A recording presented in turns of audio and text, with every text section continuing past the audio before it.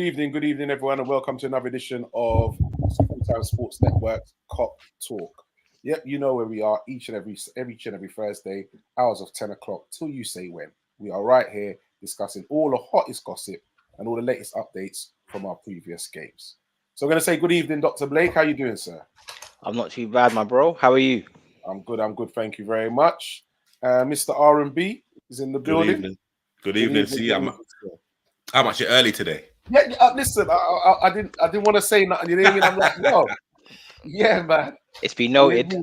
Yeah, man. Trust me. I'm definitely making note, bro, because 1 time out of 49 is not bad. You know what I mean? I must say, 1 out of 49 is not bad.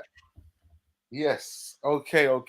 So I suppose we're going to have to start off with that hottest topic right now. And is Mo Salah going to trade in Liverpool for Saudi Arabia? I think they're offering him something like 350 bags a day compared to the 350 bags a week he's getting at Liverpool. So is he going to go? And if you're Mo Salah, would you go? Yes. Wow. You know what? I mean, you. Thank you very much, Mr. B, for that. Mr. B says he's gone. Yeah, we know you just want him to go because of how he destroys Man United. We know that, mate. Don't worry. But you know what happens with Liverpool? That's the thing. You can wish that, but we always replace, man. We always replace, bro. And so we're not worried. And you know that's the key. There's like no one bigger than any club. You know, if it's Liverpool, United, City, and how I see it is a lot. Well, I'd say the majority of these footballers look at football as a job. We look at it as pure entertainment, and again, we can kind of debate. We can have our own opinions. But these footballers are there every single day. You know, they are priming their bodies for probably one of the most stressful things you could possibly do. And they sacrifice a lot as well. And again, you know, touch wood, it doesn't happen to any like professional, but next week or even tomorrow, Mo Salah may break a leg in training, like he may do his ankle.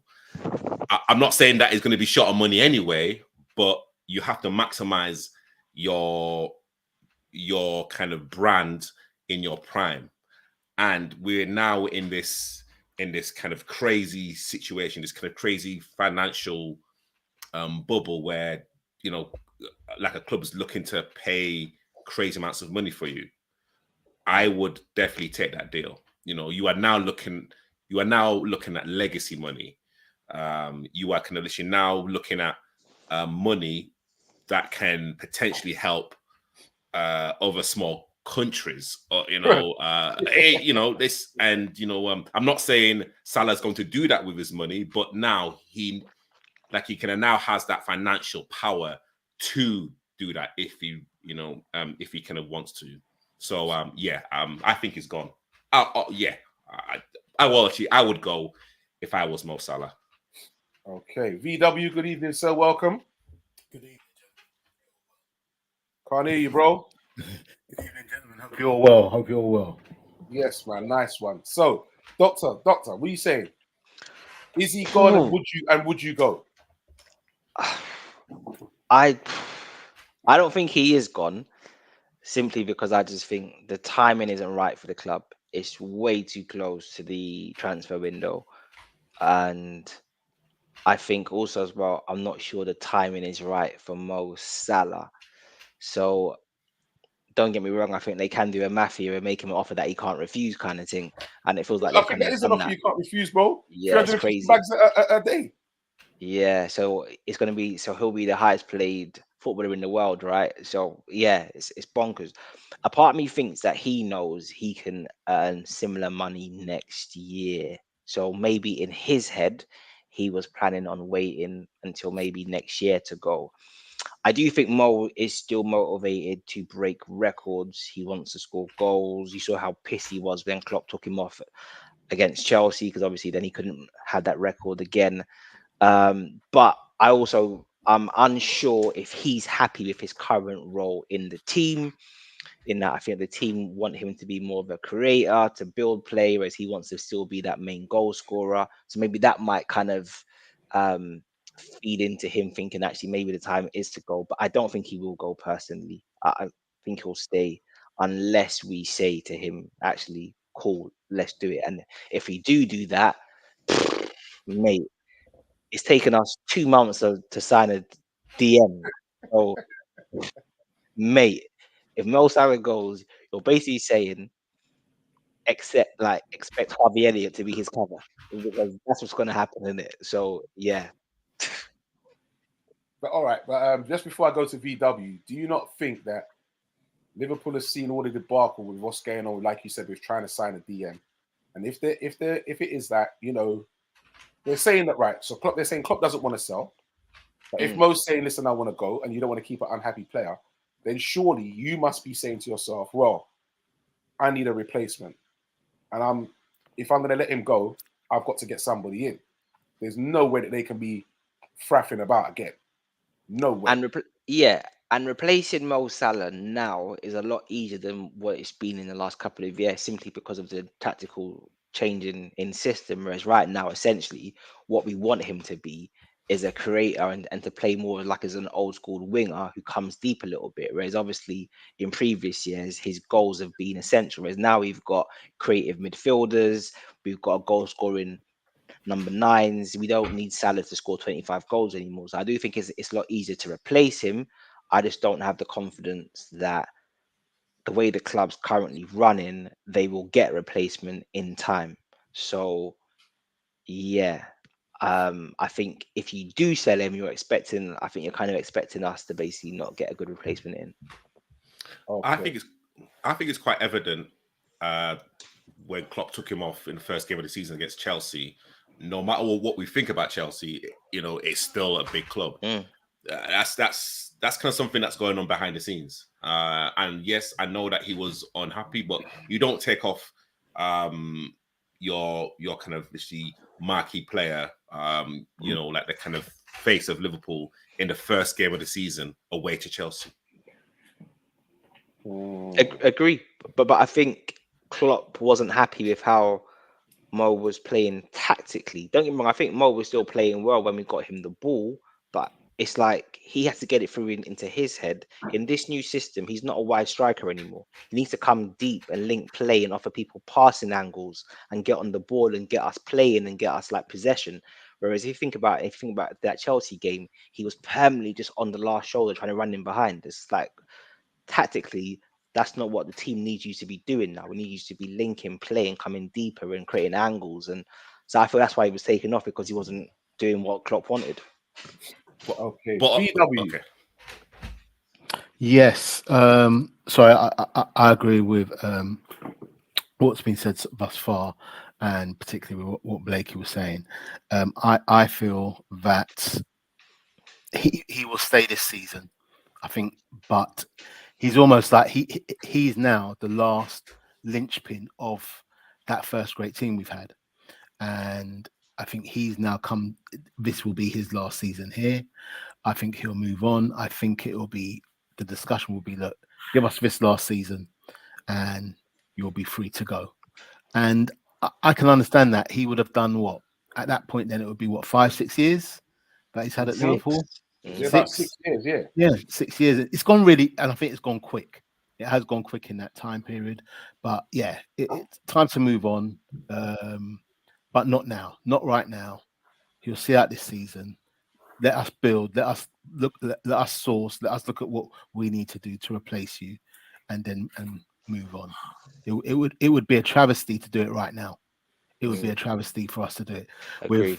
With the amount of changes what have taken place already in this club over the summer, with the amount of plans what we had which have fell through, whoever, irrespective of whose fault it was, and with the Caicedo and Lavia situation, for him to leave and us not have a ready-made replacement.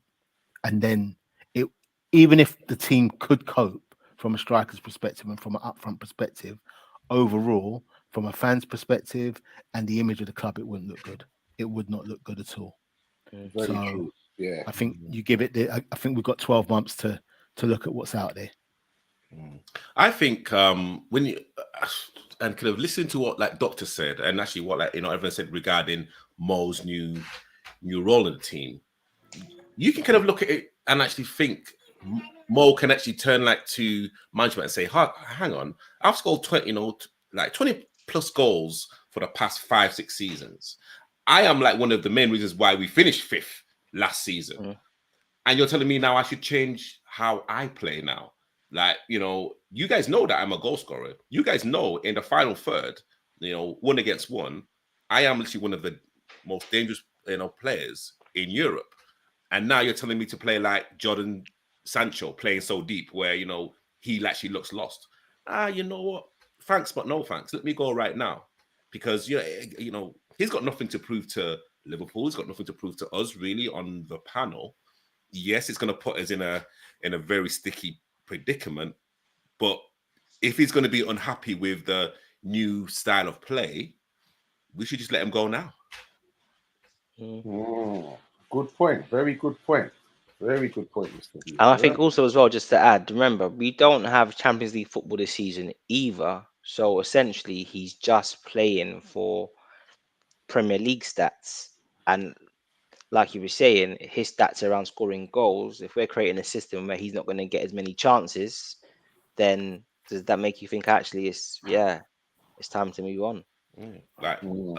Why are we trying to adapt our kind of most prominent goal scorer and say, you know what, you'll have to adapt to a new system rather than letting other people adapt around him and let him be again like the player that's going to score with like 25 goals? It doesn't make sense to me. No, you know what? The reason why I think that does make sense is because I think Liverpool are now looking to evolve and move on, and they're looking at Salah. It will be moving on, so they are looking at a new way of playing.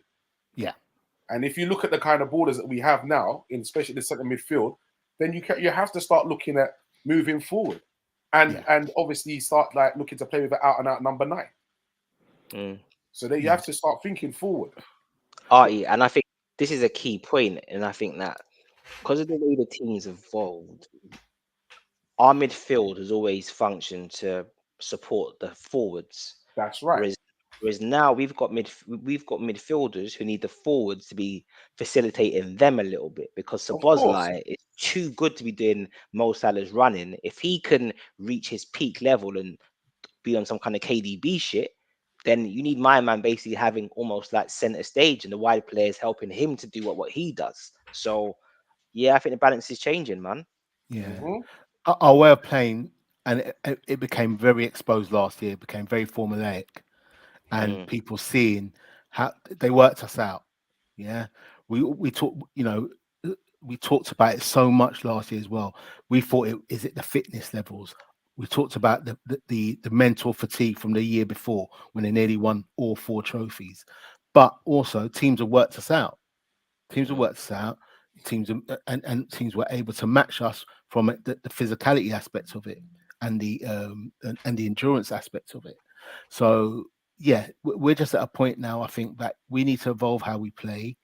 Mo has been a tremendous servant to us. The fact that we've got him in that the greatest Liverpool ever side, to me, says it all as to where we're at with where he's at. But it's now you've got to look to move forward, and to continue to be great, we've got to look at who we can bring in, replace, or change the way we work, change the way how we adapt and how we move forward. But it's got to change. I don't want to say sooner, but it's got to change within the next after he leaves. And I think this season is most probably the last season. Good evening, Nick Ford. Nice to have you on board, sir. Nick Ford says Mo's going nowhere. He'll be sold with our blessing next season, and he reckons that Ben Doak will more than likely be lined up as his replacement. Nah, he's not ready. He's not ready yet. Nah, I don't think he's ready yet. What about the boy from Napoli? Oshamani.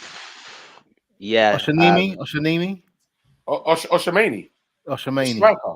Yeah, but he plays more central than. He plays more central. Now, I guess it depends if you wanted to talk about it. Obviously, there's rumors about Chelsea inquiring over Darwin. What? Apparently Chelsea have inquired about Darwin. Apparently, I see it on the net. If that was true, that's got to be fake. They just bought a striker. Nunes be would have Washington. my blessing, bro. Put They on just your bought David Timberlands Washington. in West London. Go for it. And then Osman. If we got Osman, we are banging. We are banging. Okay. But I like Nunes though. I so don't do know what it I. is. I I like like him as him. well, but I just like him to like have a first touch and link up like with his teammates. That's what I'd really like to see. And listen, you can't be listen for a club like Liverpool who are so prudent with their spending. You can't be a 60. I'm thinking it's about 75 million pound now. You can't be a 75 million pound striker and be on the bench for Liverpool. This ain't Man U who waste money. Now this is Liverpool. 75 million pounds, and you are on the bench. We had all the excuses last year. He has to learn the language, because learning English is going to help you with your first touch. Apparently, and we've had all this. We've had all the excuses. Still on the bench. 75 million pounds. Can't press properly. Can't control the ball. Excellent at running in behind and scoring goals. So if the team is orchestrated to like enable him to do that, perfect. But as it stands, he's like fifth choice striker. He's fifth choice because if we had midfielders, Cody would be playing number 9 and not Jota. Yeah. Fifth choice, and you're 75 million pounds. Come on, man. The guy's a dud. Ooh. I won't call him a dud, but I mean, I think the jury's definitely out. Dud's harsh. You're right. Like he's not a dud. You're right. He's just not 75 million pounds. He can't be fifth But that's choice. not his fault. It's Klopp's fault. Klopp's a dud. Klopp, the sporting director, is a dud. It's been proven now. You know, but again, going like on your premise regarding the change of philosophy and the change of playing style, if this is his he's in second season, we're like 2 games in. We don't know what's kind of going on behind the scenes. Fair point. Does he have a lot to prove? I guess so. Yes. I guess so, but it's still early. I just hope that he comes good. Yeah, like it is early. It's been a year. But I mean, a lot of goals. But see, with like us, we just see what goes on a match day. We don't know what kind of goes on behind the scenes. How like his, you know what I'm saying? And literally, I think us like fans are very quick to literally make a judgment. Like these kind of footballers are just human beings like you and I. And like we don't know really what goes on, so that's why I'm. And again, how old is he? 22? Is he 22, 23? Yeah. Yeah, so I do have faith, but yes, I kind of also believe that especially now with the style of play that you guys spoke about, which I totally agree, he kind of has to, for me, be hitting at least 10 to 15 goals in the Premiership alone. I'm not talking about in all comps, but I've got confidence. I'll be saying he was hitting about 15. 15. Yeah? That's a low bar, Jen. 15 goals. Minimum. That's minimum 15. I'm saying if Liverpool commit 85 million pounds to signing a goal scoring number 9 with a view of changing the team around to let this number 9 get chances, you need to be banging. Like you need to be like golden boot kind of levels. Like that's what it needs to be at. And realistically, he's not in the team right now because he can't press properly. A year in, and he still can't press properly.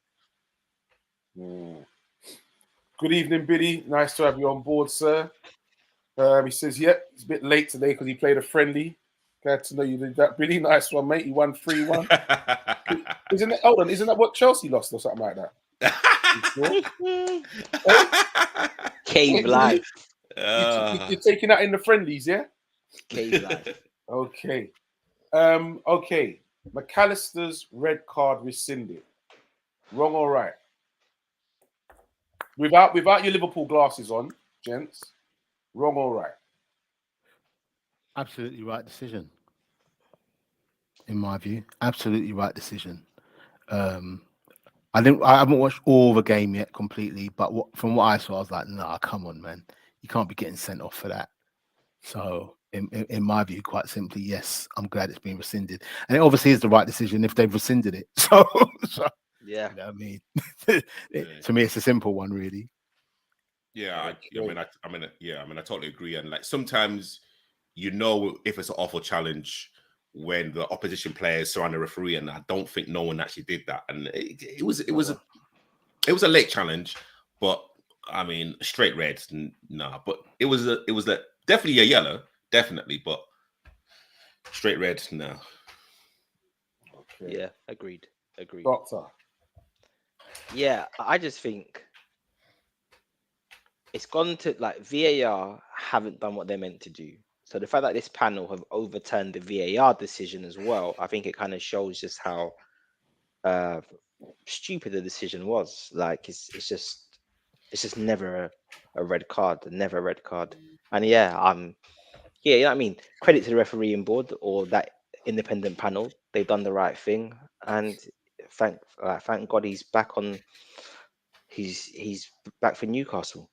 Yeah, but then all right. So my thing is with this now. All right. So we got the right outcome in the end. But why do we have to still go through this when this could have been a thing now for another team where they ended up getting a man sent off and they ended up losing the game? Mm. You lost. You can't get those 3 points back, and this is an issue. So you're right. You've overturned it now, all fair and well, and yes, we got the win. But what if we'd lost the game because of that? So apparently, Like, yeah. So apparently, this season, Howard Webb has apparently instructed the VARs to higher the bar for when they're likely to intervene when a ref's done something. So I think the VAR have made the decision that the ref's seen it and they're not going to get involved if that's right or wrong, or clearly it's wrong. But yeah, I agree with you. Like if you've got VAR in place, these things shouldn't be happening. But exactly. That's the whole point of VAR. yeah, I agree. Yeah, I think. I mean, again, correct me if I'm wrong. So if it's a straight red, and someone upstairs says to the official, go on and have a look, I think you may change your mind. That actually could have happened on match day, right? Mm. Yeah, But it didn't. Yeah, exactly. it didn't. No. This is what I'm saying. Didn't even go and have a look or nothing.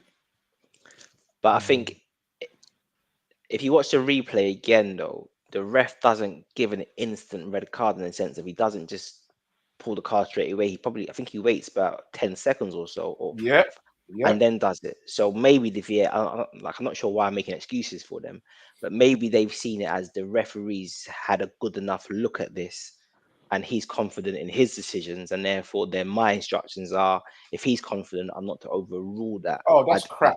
That's crap. Yeah. Sorry, that's rubbish. Crap. Because I don't care how confident you are with the crap you're doing. If I'm sitting there and I can see, I'm telling you, bro. Yeah, but I think you know what it is. It's all about the timing and the speed of how things are happening. We've got the privilege of watching something back and seeing it. But at the time when it happens, from when the tackle happened, and I'm not trying to defend the referee either, because like you say, I was upset as anyone else. But in terms of from when the tackle happened to when the referee makes that decision, how long did he have? And how much consultation is he having with those people around to say, yeah, actually, no, it's not a red, or actually, what are you thinking about giving? Is that conversation, is that dialogue happening? I don't believe it is to that extent. So yeah, I don't think it was. that's why, to be fair, that's why the panel does work in this situation, because we've appealed it and they've turned around and said, no, do you know what? No, the decision wasn't right at that time. The game's moving too quickly, I think, for us to be able to sit here and say every decision needs to be perfect. Still, it's still a human game. It still needs to be read. It's still being made. It's still with humans who are making decisions at that point and making a judgment call. I think he says we need to sack all officials in the Premier League. Just nothing but mistakes. Fed up of seeing the same clowns making nothing but errors. And you know, I mean, I totally agree. Like the game is a lot faster, and I think what kind of really that really kind of grinds me is that, you know, the Premier League is over. You know, it's a £1 billion industry now, probably more than that, and we are employing, people like video referees that still don't necessarily know certain rules and kind of giving the benefit of the doubt. It's still mind-boggling to me. Absolutely mind. Yes, I think if you can slow down anything and it looks crazy, 100%. But I mean, again, I wonder who's on the independent panel that that kind of overruled the red card. Then who's actually on this VAR, match day box? It's still mind-boggling to me. Then the VAR was also, I can't remember what the referee's name is, but it's somebody who we've got a checkered history with as well, who was doing the VAR. So then it's almost like, does that feed into him not then going against the referee? And I think, the VAR thing just needs to be clarified. They need clear guidelines as to when they get involved, so that there's just no discussion in it. Like, it's a clear process. So maybe there should be a process of, for any red card, they double check it. Like, there's clear things you can put in place to mitigate against that. Because you're right. If we were playing against a better team, like, it would have been problems. Yeah, 100%. Has there ever been a situation during a game though where a red card's been given and then it's been rescinded based on VAR? Yeah, Must be. Yeah, there has to it be. has. Yeah. Hold on, but you said but not VAR. No, but it's then been rescinded. So the red card's been given, and then they've recalled it. I'm just asking questions because I'm not sure if there has been. But has anyone seen that? They have, but I can't remember which team. I can't remember who myself. Because I'm just trying to think about the application of that in reality. Do you get what I mean? Yeah. Big shouts goes out to Hamza. And like he says, big up lads on the panel. Says press the lights. Hit that subscribe button as well. Preds, he's on the panel today. Coming back late from training. Big shouts goes out to Preds. Billy saying, I think the issue is McAllister raised his foot, but Semi showed his studs, but so did the other player. And I think the ref saw the studs showing, whereas the actual players just clashed. Definitely a yellow. It's very nice of you for a Chelsea fan, right? Yeah, so my issue is, don't get me wrong, the ref clearly made the wrong decision, but I almost don't necessarily blame the ref, although it was a bad decision. I just think it's the VAR thing where I've got the biggest issue with, because it was like, do your job. The referee's made a mistake, as Vinny is saying. The game's moving at real time. The player does egg it on the floor. He's rolling around crying, and I guess you can, if you've seen it in real time, it can look worse than what it was. Cool. So referees made his mistake. That's fine. But I just think VAR, you've got the replays in it. It's not a hard thing to overturn. So for me, it's like it's a VAR thing. Like, if you're gonna have that, then do it properly. Okay, so my thing is this as well.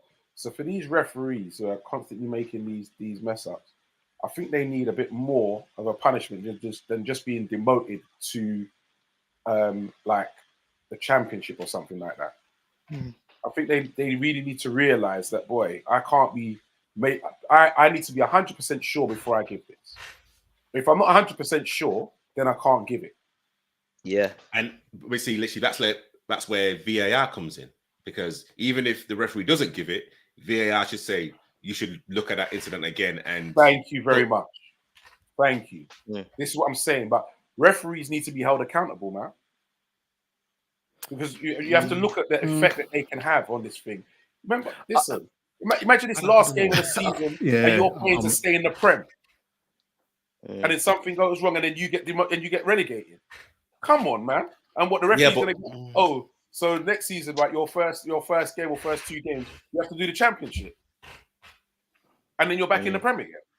But this team have to suffer for the whole season, and who knows if they're going to make it back up? The consequences could be too great. It doesn't outweigh what the punishment should be.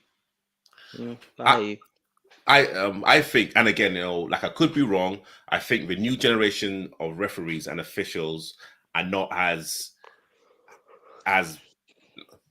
taught. Or actually, I think the process is slightly easier than literally when it was Ewan and Rennie and and like the other old school refs, because again, there was like no VAR, so you had to get it right. It's exactly with spell check. You know, when we didn't have spell check, you had to make sure that your grammar was correct. But now with spell check, everyone's lazy with their grammar now. Good point. So you know, so literally, I think referees are almost like passengers in the game now. They are like just there just to be seen. And like, you know, literally now when it kind of comes to decisions, yes, they like may, you know, give a yellow or give a red or give a penalty or not. But now it's VAR that's now in control, because every time a penalty is given, everyone's waiting now until VAR says yes or no. Yeah. I think I still think like I think it's hard on the referee. I think the referee's got a hard job. Of course they are. Hard job, because you know it's different to maybe 20, 30 years ago, right? Where players now, there's a lot of gamesmanship. So they've got to try and manage that. They got is that guy pulling a fast one on me? Actually, I'm in a decision process now as to whether keeps on the pitch or send them on. But man's rolling around on the pitch. I've got 20 men coming at me with no respect for me as a referee, and they're all in my ear. I've got 10 men telling me, right, no, it wasn't this. I've got 10 men telling me, no, it was this, and they're all arguing with each other. Yeah, but sorry, Ben, to cut you there. Stick a pin there. But that part's supposed to be cut out now. Anybody approaching the referee that now gets a card. Yeah, but so he's not really got that no more, and they know this. You can't be doing that no more. Or even managers can't be going nuts on the sideline no more. They're getting booked and sent off. Mm. I still think the gamesmanship is there, which makes it hard for the referee. I think the referee's got the hardest job on that pitch at that time. Billy says that both parts are to blame. The referee needs to speak to VAR to have a look and judge it from there. You can't just afford to be chucking out red cards without actually looking properly. And then as to what you were saying, Doctor, Preds is saying the jokes is the ref in the VAR was the same fella who elbowed Robbo. So like you were saying. Yeah, this is what I'm saying. So you have to start thinking to yourself, is there more taking place, right? And wasn't that the same ref who sent Robbo off in the same game where Kane studied one of our players, but Kane got away with it? I remember Kane got away with it. Yeah, I'm sure it's the same ref. Yeah, like I'm trying to think who Kane studied. I think he might have actually studied Robbo. No, I don't think it was Robbo. I don't think it was Robbo. It was one of our midfielders, if I remember rightly. Maybe Hendo, to be fair. Yeah. But yeah. So, right, let's quickly, before we get into the actual game, Wataru,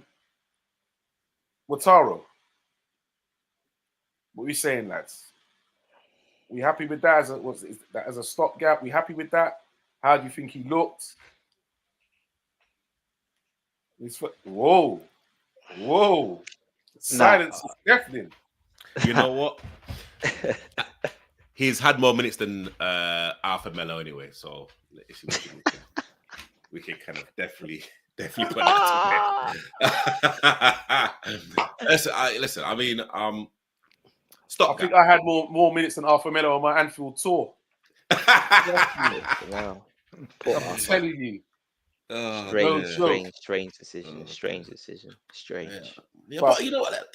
How I see, I mean, like he's got the number 3 shirt, which is big. You know, that's a big shirt, you know. Yeah.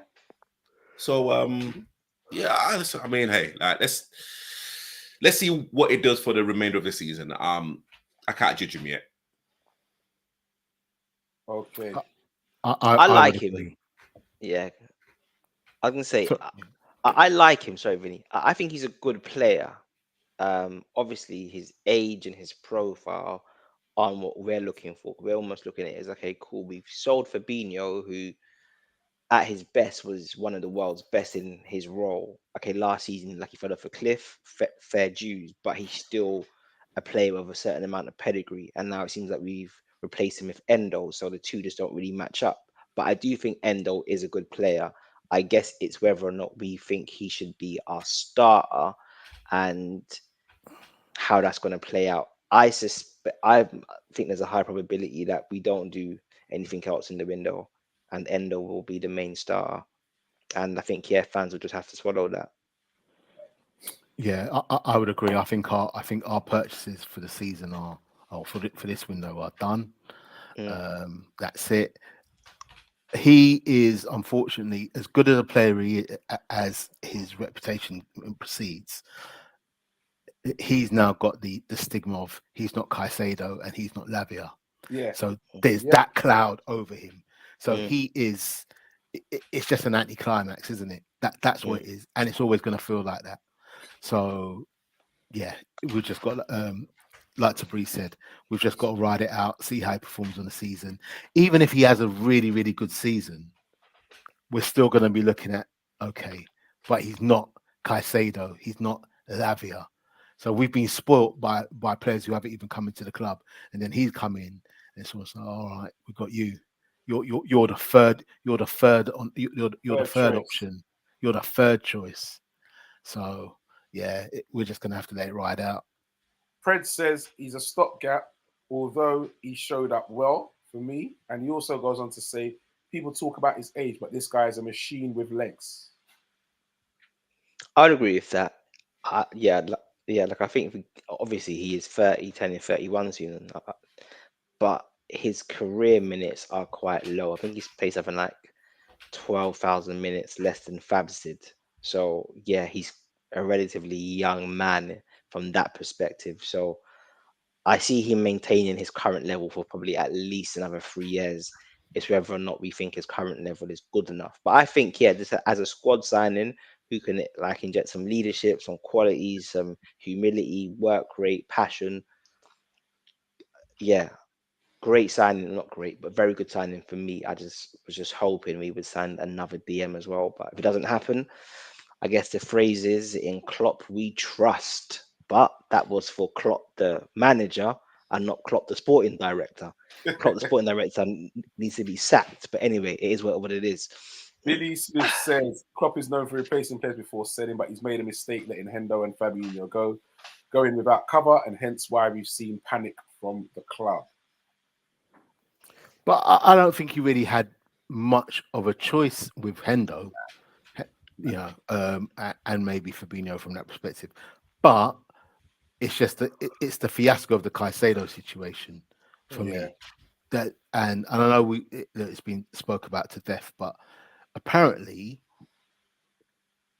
Klopp spoke to him, and the guy said, "Well, I don't want to come to your club."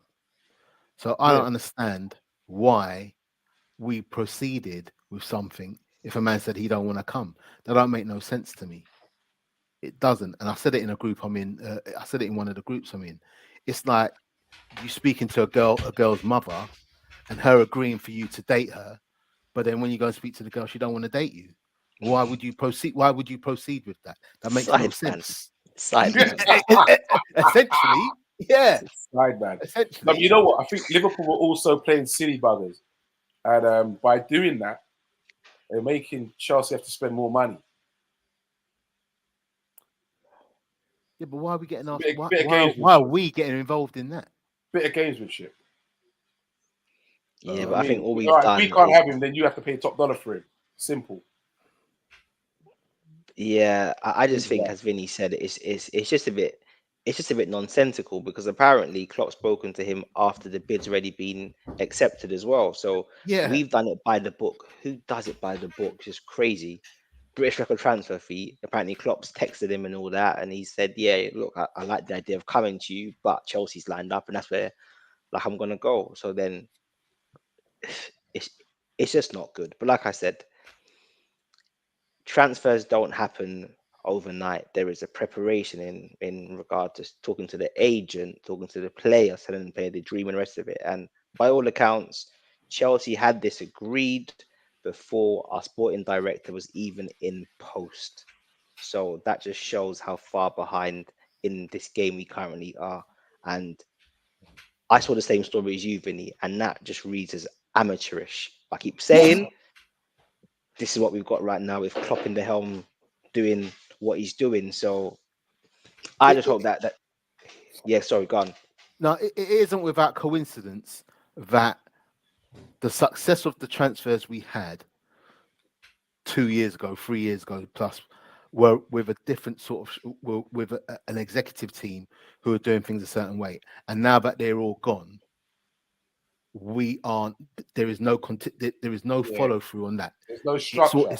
There's no structure. There's It's all no falling structure. apart. So there's no coincidence in that now. I used to think like, all right, things happen. But I think that the fact that the Caicedo, the fact that we've been talking about, we ain't got that sort of money to compete. And then we go out and say, yeah, we're going to pay 110 million for someone. And it's all publicized that the deal's done. But yet the man's always been telling us apparently he don't want to come there. And then actually goes to the other club. And then the other player who we said we don't want to pay 50 million for also goes to that club. That's the thing where, again, I don't want to conflate this. That's where the situation with Indo becomes the problem, because we've got all of that, and then it's like, oh, we've got this guy. That's the feeling. That is the general feeling, I think. And then apparently as well, we were also looking at Kamara from Villa, who I think is class. He would have been one of the players I would have been looking to have signed ASAP. However, it comes back to the point of Klopp's role in that we could have got him last season because he moved to Villa on a free transfer. But he was so obsessed with Tukumene, is either Tukumene or nothing.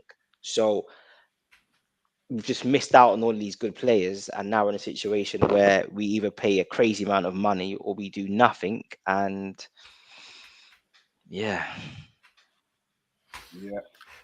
I'm still trying to. I'm just trying to visualize going out to a rave and seeing a girl, and then going and then go to the girl's house and asking the mum first before asking the girl. That's crazy. Imagine. But that's exactly what we've done, right? Do you mind? Do you mind? Okay. Yeah. So there's still talk of right. We're just quickly going to touch on this before we move on, gentlemen. There's still talk of us actually making a proper bid, a formal bid, and buying Andres the Brazilian, and then giving him back a few days and then taking him in January. I think they're talking 35 million, which is peanuts, really. Yeah, so apparently they're saying that we can get him for about 20 in when their season finishes. But I guess we're probably wanting to do this just to secure the deal now. So I can see why we might want to do that. I guess the question, and so for me, Andre would have been, or Andre, he would have been what I would have seen as maybe like my backup for that role. Like, can also play an 8, has got more like his game is more similar to like Ginny maybe. So then if I'm signing a first choice world class or top class DM, and then I'm signing Andre, great. But with Endo and that being feeling a bit underwhelming, and then you're saying then the second option is an Andre, it's just like I just don't know, innit? But I think he's good though. Yeah, like I do rate. Yeah, it's just a cloud.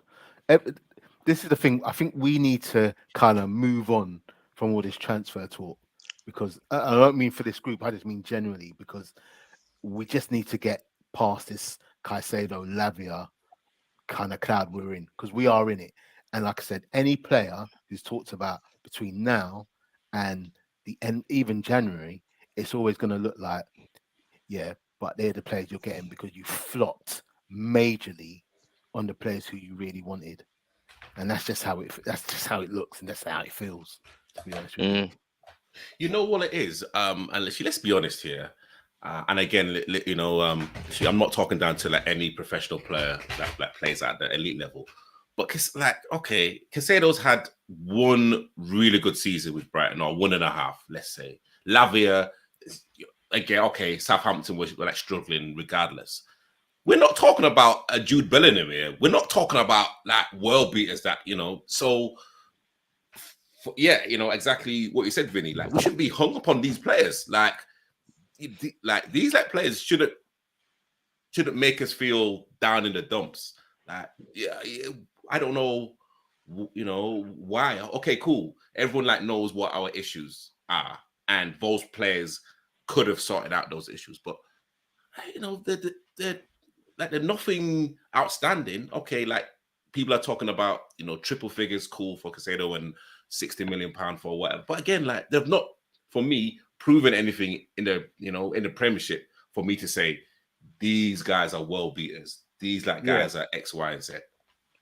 I think it's because for me, it was the way last we've had 2 seasons where we haven't really bought anyone for the midfield, and the midfield's always been talked about. We've got to get players in. So going to that scale or that volume or that size of money showed a statement of intent, right? And it showed we are going to do it. We do have this sort of money. We can put this money down, but it seems so amateurish in terms of how we flopped in those situations. If these players hadn't been in discussion, and it was the likes of Endo and Andre which had been spoken about, would it have been deemed underwhelming as why we're looking at these players? Yes, it would be. But you know what? It would also have been seen that Liverpool are accordingly cutting their cloth, like how they've been cutting their cloth for most of the time that we've been getting these sort of players and the kind of money we're spending. The fact that we then went from saying, and like you say, I get what you're saying, Tabriz, these players could just be, actually, they've had a couple of good seasons, but it was the statement of intent, the value of them, the value what they're at, and the fact we're saying we're going in for them. But actually, we've not delivered on that. So now, like I say, we're just now going back to actually, what are the crumbs? It looks like what are the crumbs? What are the crumbs we're picking from? Think about it like this: who agrees a record transfer fee and walks away empty-handed? Like it's not just we've just put down big money for him. We've agreed to break the British transfer record. It's a mad statement, and then you're walking home empty-handed. And it's a mad, it's a mad statement after all we've been saying is we don't have that sort of money to spend. We can't compete with the likes of Man City. We can't compete with the likes of Chelsea. And then we say, here you go, here's 110 million. It's nuts. Okay. So good evening, Teach. Nice to have you on board. And he says, VW is always here, isn't it? Yes, he knows where to be on a Thursday night, mate.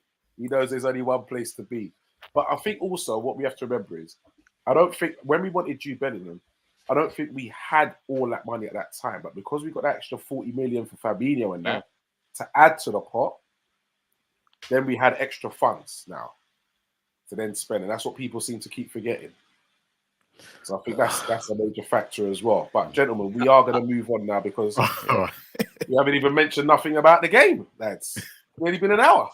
We haven't even spoken about the game. So, gentlemen, without telling me why at this present moment in time, I just want to hear your marks out of 10 for the performance this weekend against Bournemouth, first and foremost. So, Doctor, we'll start with you. Marks out of 10. 4. This Doctor's always harsh, you know. I don't. You have to win something like 12-0 to get a 6 from Doctor. You get me? Then you might get a 5.5, 6. Actually, you know what? To Breeze. I'm going to change it to a 5 because of how we. 5. Sorry. Go on. To Breeze. A solid 6. Okay. And VW? 6. Okay, solid 6. Okay. All right. Doctor, you can now get into it. Now tell me, why did you give him a 5? So I changed it from a 4 to a 5 because I think how we coped with 10 men was very impressive. That part I liked a lot. And I think we looked quite comfortable with 10 men because we've got so many good individual players now. We've got more ball players. So if you compare Henderson to Szoboszlai, Henderson can't take the ball, beat a man, run past man, and do anything like that. Whereas now we've got a lot of players of individual ability, and I think the balance potentially looked a bit better with 10 men simply because those players could express themselves a bit more as opposed to having to work too much in an organized team structure.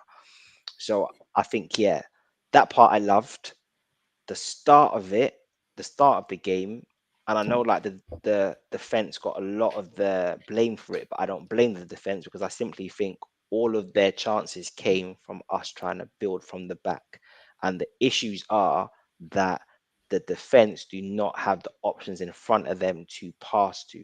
So I don't know if the midfielders aren't arriving in the right spaces. I mentioned Mo Salah or not. He's too high up the pitch. He needs to be coming deep to let Trent come in. So there's too many structural issues that are happening that we're getting killed in defensive transition. So until that is sorted out, because bear in mind, this is Bournemouth. Bournemouth gave us nightmares. Allison could have been sent off as well. Again, he's got the ball, he's dawdling because he's got no one to pass to.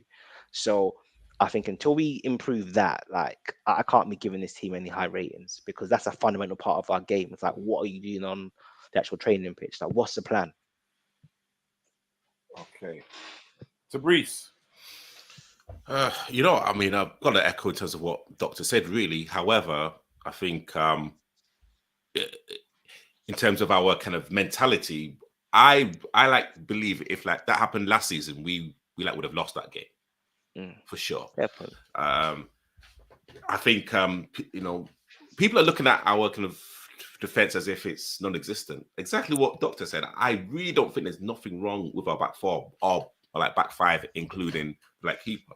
I think it's literally a brand new team, and no matter what you work in training, you have an opposition that wants to win the ball. So sometimes you're working off instinct, and literally, I still think there's like certain connections that are still forming. They are still forming, and I believe that they will literally get it forged throughout the season. I thought Diaz looked hot. I mean, like his that goal was sublime. And again, you are kind of literally looking at a player that kind of came back from a very serious knee injury. I didn't think he was going to come back the same player, and like he's like looking like someone that can actually take the baton from that Salah and really run with it. And there's no pun intended. I think Dominic played really well. And actually, what I kind of like about him now that he didn't do against Chelsea, he's now taking shots. He's now taking shots outside of the area now, and literally, trust me, he'll be scoring screamers sooner rather than later. And again, it's a work in progress. But again, it's a solid 6. Yes, we didn't play well for the first 10, 15 minutes, but after that, I thought we were in control of the game. Okay. BW. Yeah, very much similar sentiment to what the gentleman has said. I just don't like the fact that the conceding of the goals. That is my concern, and it's the regularity of which we now concede, and it seems like we're conceding first. Do you know what I mean? And that does concern me. That does concern me because you say it happens against the wrong team. I think we've got problems on our hands. Yeah. If it happens against a Newcastle, we've got problems on our hands. Oh, yes. Happens against a Villa, I think we've got problems on our hands. And I think to echo Vinny's point on that, I saw a stat basically saying that Allister this season has basically made 8 saves already this season. Wow. 4 of those 8 saves are considered big chances. It was basically where the striker's got, I think, a 50% chance of scoring the goal. Ederson for Man City has only saved 2 shots and hasn't conceded any big chances. So the fact that if you compare those stats, and I think I wouldn't say concern anything, but I think the outlier, and I think just to echo what everyone's saying, I think the individual players are playing very well. I think the centre backs are playing very well. I think Trent, okay, he's not been great, but he's been good. Robbo was much better. So I'm looking at it and I'm saying, if the individual performances are quite good, but the team is still conceding chances, this is a team issue. This is a structural issue. This is around coaching. And that's why I think I'm being a bit negative on the actual team performance, as opposed to maybe being a bit more, I guess, enthralled with what I'm seeing. I just think, everyone's playing quite well. Yeah. But I just think work needs to be done. Like, we can't be getting killed on the counters like this. It's almost like, who needs to be where? Who needs to be stopping it? Who needs to be in certain positions? And the players don't feel like they know what to do yet. I think, and I like do agree with you, but also as well, we kind of tend to forget when we like talking about the eras of United, Arsenal, Chelsea, Manchester City now, all of those teams had that fear factor. Teams were afraid to get at them. They would, Newcastle against Aston Villa literally just rolled over them. But against Man City, they were like, you know what? We can afford to do that. Like, yes, like we may have the players to possibly do that something, but we're gonna sit back in our own half. And again, it's the fear factor. And like now at Liverpool, the fear factor's gone at Anfield. The fear factor's gone when like we like turn up away now. Like teams are now prepared to put 3, 4, 5 players into our own like half and really, really test us. And and literally that's why when it kind of comes to stats, especially goalkeeping stats, it's like it's kind of very hard to kind of look at them with clear spectacles. I hear you on that. I hear you. I guess the point is Alisson shouldn't have needed to be so busy against already. Bournemouth.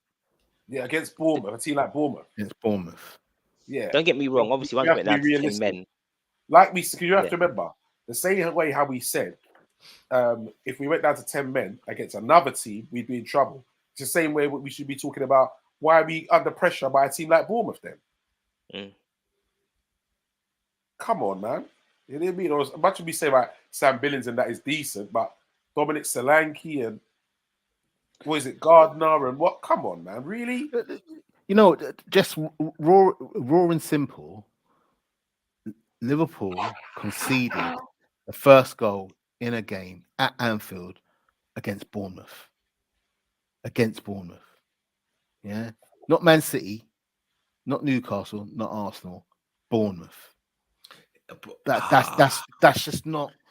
And on top of that, it can happen, but it shouldn't happen. Yeah, but okay, but literally, let's not get too big for our boots now. Like we have to respect every single team that's in the Premiership. They're actually in the Premiership for a reason. When we kind of come to the elite side of footballers, there's literally like half an inch. You know what I'm saying? So, okay, cool. Like Bournemouth have scored. Like Luton scored past Brighton a couple of games ago, but like they're still a Premiership team. I think what's more impressive is our reaction from going a goal behind. It's our reaction, literally playing with 10 like players. That's what I'm looking for. Because again, like we are in a very visible transitional period at our club. Very, very visual. That's a good point. That's a good point. Yeah. And I hear that, and I do agree. I think what I need to then obviously overcome in my mind is the fact that was happening last season as well, at a regularity in terms of us conceding goals first, or conceding goals at that point, and it's like, nah, this shouldn't be happening with this frequency, and it's happening again this season. That's my concern. So I think last season was a little bit different because I think, as Tabri said, the effort wasn't always there last season. Like our heads would drop and all these types of things. Whereas and individual players just didn't seem up for it. We weren't winning our 50-50s and all these types of things. Whereas I think this season, when I'm looking at it, just feels like it's coaching issues. It's the players not knowing where they need to be. It's the players not knowing where they need to be to stop the counter attacks. It's the players not knowing where they need to be to support our build up phases. Because actually, when you check it, they scored a goal after a minute, right? Well, what was after a minute when 2 minutes, and it was disallowed. And you could argue that Trent's touch was deliberate. So we got the offside call on that because it was seen that Trent's touch wasn't deliberate. But if it was, then that goal should have stood as well. And that's what I'm saying. That ball over the top into our right hand half space has just been identified by every team now as a source of vulnerability. So it's just like, what are the coaching staff doing to correct that? So Billy says, I disagree to the fear factor at Anfield as a team. Yes, it isn't a scary team, but as a stadium, it's the toughest away day in the Premier League. Um,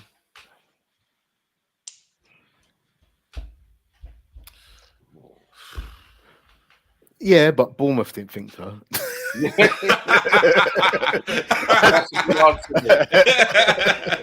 I like what Billy's saying, and you know what? 18 months ago, I would say yeah, but you know what?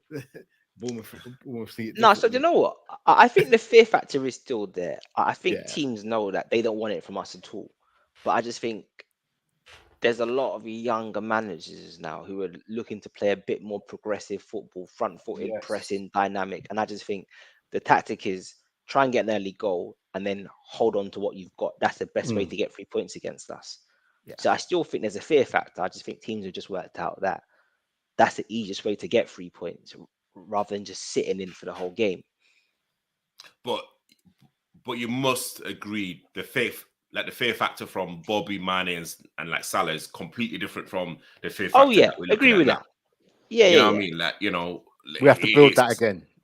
you know what I mean? And but you know what? Like, it's not about building it. Like, sometimes it only comes once in a generation. Like where you just have just like a squad of players, like the first 11, where you look across and you think, I'm not gonna get no change out of VVD. You've got Salah scoring crazy goals. You've got Mane that's gonna do all the hustle and bustle. You've got Bobby that's gonna, you know what I mean? Like, that's almost, you know what I mean? Like, that doesn't happen often. And Man City right now have that. There's no other team in the Premiership, possibly in Europe, maybe Real Madrid, possibly that literally have that. Oh my gosh, I'm just looking at superstars that can actually not only play football, that can also do the dirty work. And literally, I think what Doctor said in terms of winning your 50-50s, football can be very simple. A very simple winning your 50-50s, winning a header, like, you know what I'm saying, like doing like the dark arts of football. Those little things can just spark either the crowd, spark your teammates, can actually spark the manager, and Well, literally, you know what I to mean? breathe. So As Billy says, we saw it last season with Arsenal. Xhaka gave it the big bollocks, and then fans went crazy, and the fans won them the point rather than the team winning it. you know what I mean? So, yes, like, we can talk about tactics, we can talk about certain players playing in certain positions, but like sometimes you've got to look at the person next to you and think, when the kind of going gets tough, are you like going to be with me? And literally, if you're not, you're going to get found out. And then literally, if you're not on it, it's a virus. It's going to go throughout the whole team. And literally, I believe that's what happened last season. And again, getting a decent point away from Chelsea, away to like Chelsea, and actually getting 3 points against Bournemouth. It's a good start. It is a good start. It's not a bad start. Bournemouth started like they were the home team in the early part of the game. That's true, man. It's very true. I still say a team like Bournemouth, you come to Anfield, we're supposed to be on you from the off, man. We should be peppering you lot from the off. You lot should be fighting for your lives. Fighting for your lives from the off. We shouldn't be on the back foot. But I do agree with what Dr. Blake said about new managers being a bit more progressive than before. You had your Mourinho's who are set in this negative way, and then obviously you're not going to commit so much chances to these teams. But now these newer managers who are going to go say have a go, and they look at Liverpool as having a soft back line, so they're going to say have a go, put them under pressure. And I think these are where these things come from. But I think if we've got the right, like we said, CDM in place, this alleviates some of that for us. And I think that's what we have to get back to. And I think what will help with that now is, like we've said about having the borders that we have now, we will have more possession. So obviously the opposition then won't have as many chances to have, what do you call it, strikes on our goal and whatever. Because we'll have a lot more, we'll look after the ball a bit better, for me. That's what I think, anyway. But make a good point, Artie, just quickly on that, because if you think about it, Chelsea, I know we mentioned this last week, but our possession stats were so low against Chelsea. But yet you look at the players on the pitch, and that's probably one of the most technical teams we've ever started under Klopp. but yet our stats are so low. So that's what I'm saying. I just think it's just not clicking between the coaching staff and the players this year. Maybe it's just time on the training pitch, but we should be as a team better than where we are right now. And you look at the Chelsea game, and you wouldn't have thought that Pochettino had been there for 6 weeks or 2 months, and Klopp's been there for 8 years. And you look at Spurs against Man U, and Spurs look settled. So I feel like we've got to expect better from the coaching staff in terms of supporting the team. And I know we haven't got our players in, but then again, that comes down to management and the club. So yeah, look, there are a few issues that we need to think that are happening, but I just think Alisson shouldn't have made 4 big saves already this season.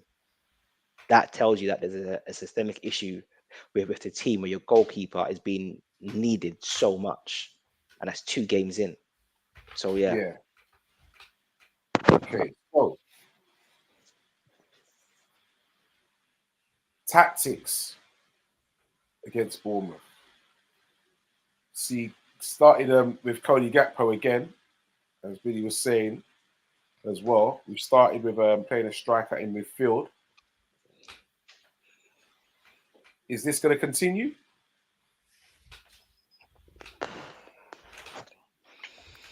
I hope not. But yeah, he actually didn't do a bad job. No, he didn't. But again, with no disrespect, it's Bournemouth. Yeah. You know what happens when we got in our first 5 games? We got Newcastle. We got Villa, right? No, man. That's what I'm saying. I don't want to sound like a negative Noreen or whatever. But the Caicedo Lavia cloud is there. It's there. Because now we're all kind of focused on if we had that player, this would look different. This would feel different. That's you know what I mean? That's what the Prince concern. Prince did say further back in the comments was to lift that and to get away from that Caicedo Lavia thing is win games. Win games, and that talk goes away. Just win games. Yeah. That's what we need to do. But do you know what it is? So I think Klopp likes Cody because Cody is so good tactically. I think he give Cody a tactical instruction and he just does it. If that's as a number 9 left winger, intelligent player. Number 8, he clearly doesn't have the physicality to compete in midfield like that. Yes, he's 6'2" or 3, but he doesn't really play to his size like that. But then I also think where he's been further exposed is, like you said, we don't have that DM in there to give that extra steal. But then equally, because we're struggling sometimes to get into our shape with possession, which would basically be the 3-2-2-2-3. In theory, if we're good in possession, Cody spends a lot more time playing as that number 8, number 10 hybrid. Whereas right now he's having to do a lot more defensive work because we're not staying in that shape for long enough. So I think there's a few things that have kind of exposed him a little bit, but I don't necessarily think it's his fault. And I actually think he's doing okay considering. I just think we're not helping him as much as what we could be doing as a team. Okay, so Billy says he doesn't think so that when Bajcetic is back, saying that he will dictate the defensive midfield position with McAllister and Szoboszlai in front, and Gakpo can then be a forward option again with Núñez, Diaz, and Salah.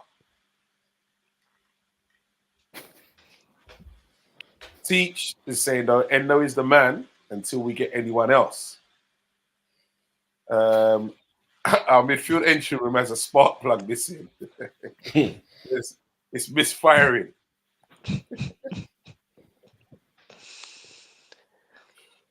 Where do you? I was going to say, gents, if we stick with this system, where do we think Thiago plays? Because I'm baffled by this.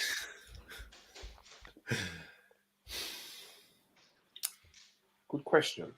That's a very good question. You know, I totally forgot that he was even a Liverpool player. I totally forgot. I literally totally forgot. Well, to be honest, I don't think he'll be starting ahead of Szoboszlai or McAllister. Mm. And I think if you do play him as that number 6, it needs to be a double pivot. I don't think you can just play him there by himself. He don't get twisted. I know what he does love a tackle. He's very good at a tackle. He tackles very clean and that. I've seen that. But just the legs of getting around in that position to cover. I don't think he can do that. And I think he's someone who's going to come off the bench and fill in, give someone a rest. Half an hour, 20 minutes. Yeah, for me, as I said, incredible player, incredible footballer, but a very underwhelming signing for Liverpool in terms of what we know he can do and what we have received and what we're getting from an output perspective. The injuries is too much. So for me, it's a case of I don't even look at him in that way. I'm not even thinking about him. Oh, we've got Thiago there. You know what I mean? Yes, to me now, he's just an additional squad player. So he shouldn't be that based on his capability, based on what we know he can do, based on where he's come from. But that's how I see him because that's all we've had in the time that he's been here. Yeah, I totally agree. I would rather play. I can't believe I'm saying this. Curtis Jones ahead of Thiago. I would rather play Curtis Jones ahead of Thiago in terms of how the style of play, how we are. I think he is a squad player. I wouldn't want him near the football pitch if we're 1-0 up, and the only way I would literally trust Thiago if like we were 2 or 3 and with like 5 or 10 minutes to go. What? Are you crazy? Seriously. No, honestly. No, bro, listen, let me tell you something. If you're in a game and you are 1-0 up and you got like 10 minutes to go, there ain't nobody better at keeping the ball than him. I'll tell you that now. I don't necessarily disagree with you, Artie, but this is my quandary with it, right? What has he brought to this team in the time that he's been there? How has he taken us to that next level based on his ability? We haven't seen it. That's the problem I have. We know how great a baller is, but we're not seeing it. I'm responding to what Breeze is saying about he doesn't want to see him near the pitch. I'm saying, for me, if you have got him as a squad player, that's exactly how he should be used. With the last 10 minutes to go, and you need to keep ball. He's one of the best at that. Sorry? Keep ball with who? What do you mean with who? Well, literally, at this kind of with present his moment, teammates, obviously. No, but see, at this present moment in time, our kind of, if we kind of look at that stats in terms of possession and in terms of how we could have normally play as well, we don't really keep the ball for more than 10. I'd say probably about 6 or 7 passes. So literally, even with Thiago in there, it's not going to make any difference because, like, you don't forget. We are elevating to that now. But don't forget to be the borders that we're bringing in. This is the level that we should be at. If a team is 1-0 down against us, let's not forget that they're like going to bring on like the kind of big guns and like the kind of heavy like metal guys as well. And see, Thiago has not got those minerals. And again, let's be frank here. Like, I think he's been a flop for Liverpool. Literally one of like the biggest flops in like Liverpool's history. Just because it cost us 30, honestly, let's be real here. From Barcelona to like Bayern, like again, like this like guy has literally won almost everything. And then she come into Liverpool, he's been a flop. Like, let's be real here. Like, it's not materialized. You know what I'm saying? Literally, let's not kind of try and sugarcoat this just because it's Thiago. Nah, yeah, like it's been one of the biggest flops in Liverpool's history. Let's be real here. It's underwhelming, guys. It is underwhelming. based I've on got what you know, yeah. based on what's in that jar, based on what the ingredients in that bottle, right? When you pour it out onto the pitch, it it, it disintegrates. We've not seen it. We've not seen him, based on his ability, take Liverpool to that next level. And what I'm actually doing is I'm giving him a compliment in that because of what we know he can do. But it hasn't materialized in taking us to another level based on what he can do. That's just the facts. Yeah, I've got a very different view on Thiago to the two of you, like completely. But I'm not going to die on that hill right now because I don't necessarily think it's that important. Um, I think for me, where I'd be focusing on is again the organization behind the scenes. So I just think if I've got a player who's on 200k a week, if I've created a new system that he doesn't naturally have a place in now, then what am I doing with this player? What role is he going to have? Where am I going to play him? Is he going to be a squad player? Is he going to be coming on to relieve Curtis Jones or to play six? I just don't understand uh, what the vision is for him this season. But I do think he is a generational midfielder personally. But I guess I'm unsure about how we're going to use him. But apparently, like I heard today, I was listening to Jan Molby speaking on a podcast, and he was saying that as he understands it, the Thiago signing was the first major rift between Edwards and Klopp, in that Edwards didn't want the player because of his injury record and his age profile, but then Klopp insisted on the player because obviously, well, I say Klopp, but it's actually Pep Linders. Let's just be honest about it. Wants us to move to a more possession-based play, so then they've almost leveraged Edwards to get the deal done. But apparently, that was the first transfer where there was a bit of a rift between Klopp and Edwards. And I guess, yeah, it's just interesting to see how it's played Played out out. because what I would challenge both of you on personally is I think he was world class in the season where we nearly won the quadruple. However, where I think you've both got a point about his injuries is that for the Champions League final, he was due not to play, then passed a late fitness test, literally because the game had been delayed. But then he wasn't at his best in the final, partly because he clearly wasn't fit or he wasn't Yeah, fit enough. So I think you see his genius in getting us to that position, but then you then see the injury issues and then him not being fit enough to play. But yeah, Is it's is his interesting. is his story any different to Naby's in black and white? True, true. I think so I think because I he's better think than he he's had. better, he's better than Naby.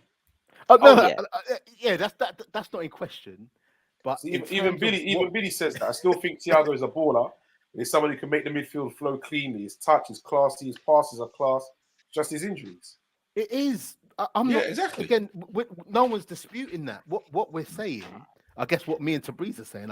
I don't want to speak for Tabriz, so apologies, but I will. But it's just not materialized. What we can see is not materialized. That's what it is. That's the reality. The same thing with, all right, Naby might be different, but in terms of what we paid for Naby, in terms of what we know he could do, he's gone and he's played part, he's been part of a team which had the most success for Liverpool in the last 20, 30 years. But I can't tell you anything significant in my mind what stays in terms of contribution he made. That's the reality.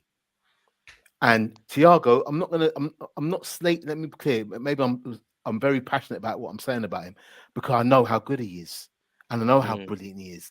It just hasn't materialized, and I don't think we can say that any other way. It just hasn't.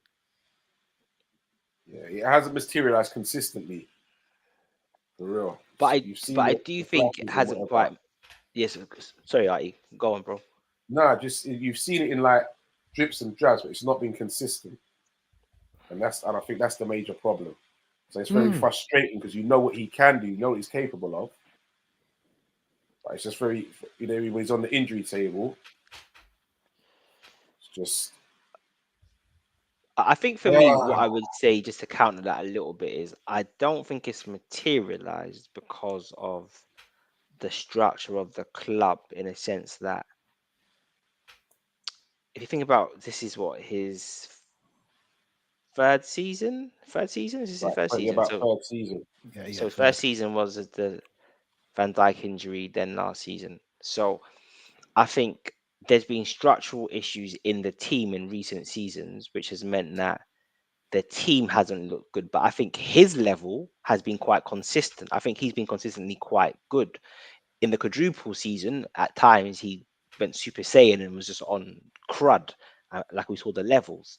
But I think, yeah, in theory, he was a fundamental part of why we got to that Champions League final. He was a fundamental part as to why we challenged City and nearly won the league on the last day of the season. But I think if you think about where we lost both of those, it was in our defensive transitions in that first part of the season. That was nothing to do with Thiago, really. It's probably more Henderson. That's just a separate conversation. And then I think in the Champions League final, he played good enough. He wasn't brilliant, but I think we had a passenger on the pitch, the captain again. But yeah, I do see Vinny's energy because I do think he's probably been one of the greatest players of this generation, and it hasn't worked out for us. But I wouldn't see him as a flop or don't have confidence there. I'm just more looking at it from a team perspective. Like, what's the plan? And if there is no plan, then get your money back. That would be very hard to do. I think Billy puts it very well as well. He says very different because Keita wasn't brought as being one of the best in the world at the time. Thiago is on another level compared to Keita. Agree their contributions are similar to Liverpool. Okay, so gentlemen, as we move on swiftly now. Man of the match. Szoboszlai. Okay, so Breeze. Yeah, it's either Dominic or Diaz. You know what? I've got to give it to Dominic, to be fair. Okay. VW. I'll go Diaz. Okay. So, next up, gentlemen. Next up. Big game.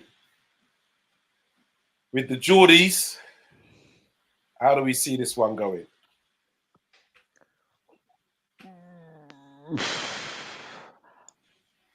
Although I cussed him a bit, I actually think this could be a game for Darwin because this is a game where he can counter teams. Like he's a counter-attacking kind of do that.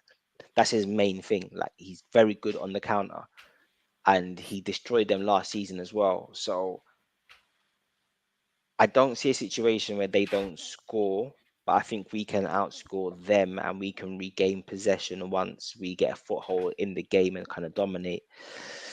So I'm optimistically saying I think we could do 3-1 because I can just see Diaz roasting Trippier as well. I think we've got the weapons to seriously roast them.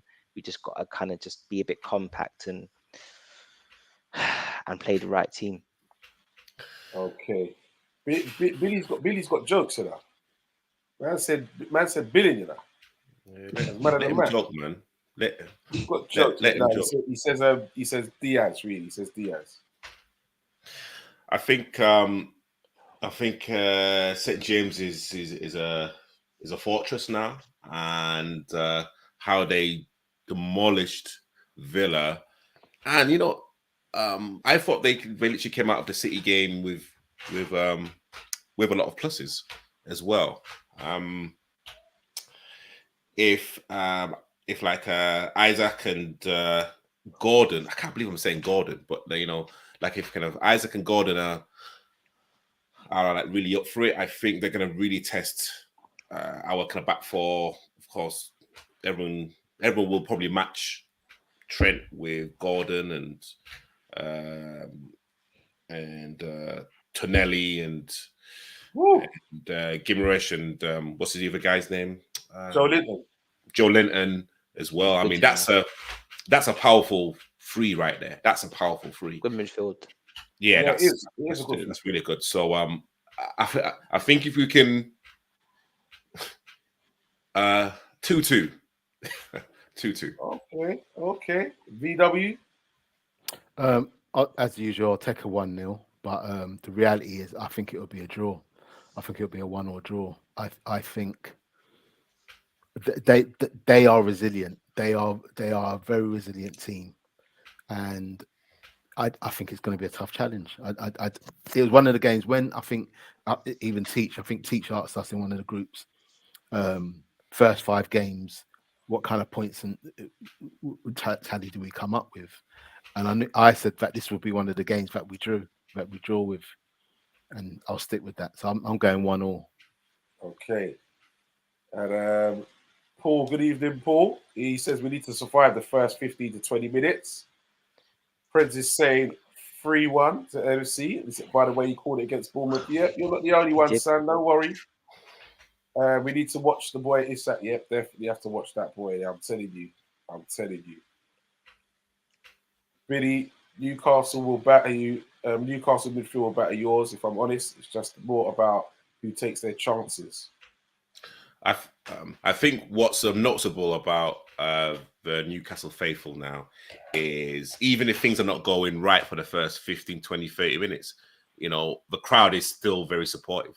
And, I think that's the first time in a long time. So it's kind of not about just staying in the game for the first 15, 20 minutes. It's staying in the game for 90, for 92. And again, Eddie Howe is now proved his worth now. Like, he's kind of got a team that literally want to play for Newcastle and play for him, and it's going to be a very, very interesting battle because it's again, if we play like we did against Bournemouth in the first 10, 15 minutes, then Newcastle could be out of sight. Like, let's be real here. But yeah, I'll be very satisfied with a draw. Big Teacher's game for them 4-1 to Liverpool. Saying VVD is back. He is. He reckons it's going to be 3-2 to Liverpool. Late winner by Salah. So just quickly before we wrap this up, gentlemen, Doctor, you said this could be a game for Darwin.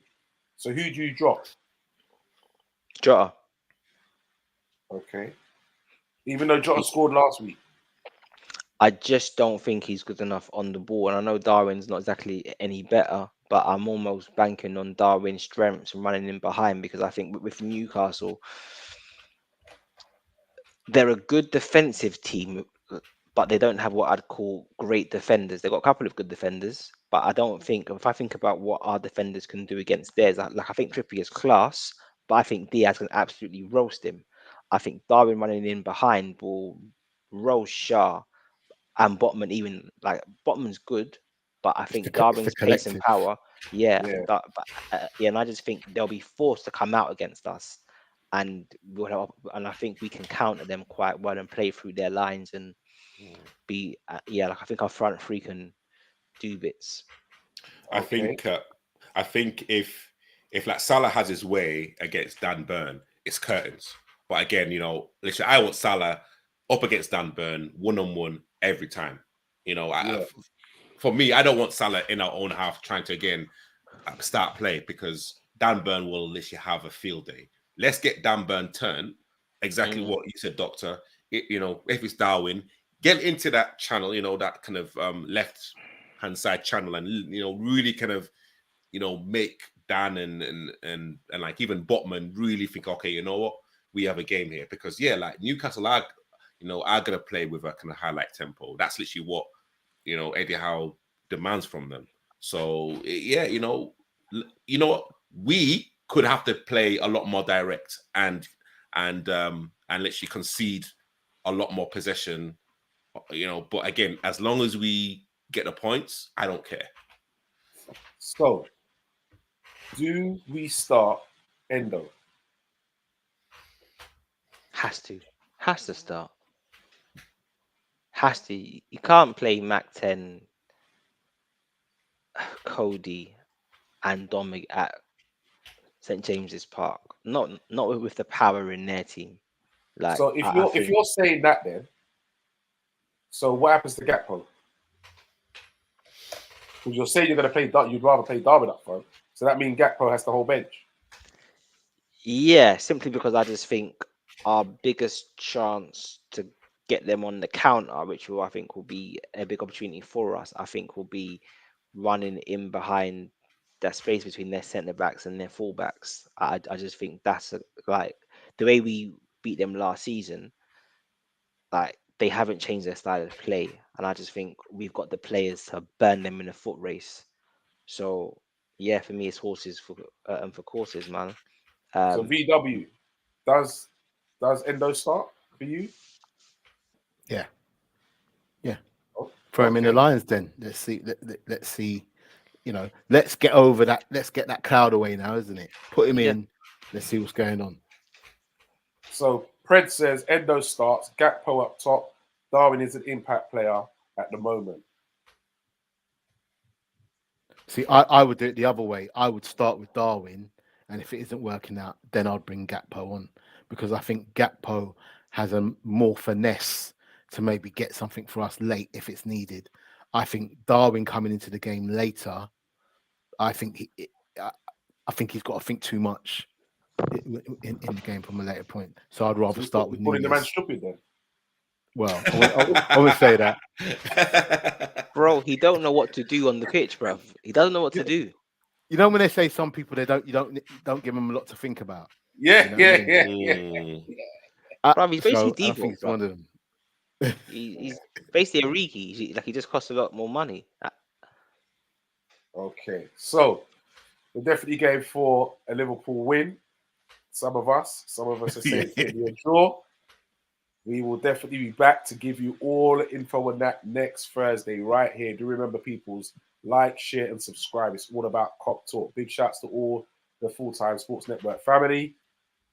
You can catch them on various different days, but do remember, it's all about Thursday, 10 o'clock. Get that locked in your diary. So, from my panel, so they're going to say good evening and good night, Doctor. Thank you very much. Good night, Mr. R&B. Thank you very much. Can't believe he was here on time today. Not even on time, he's here early. Thank you very much. Shock. Wonders will never cease. Good night, VW. Thank you, gentlemen.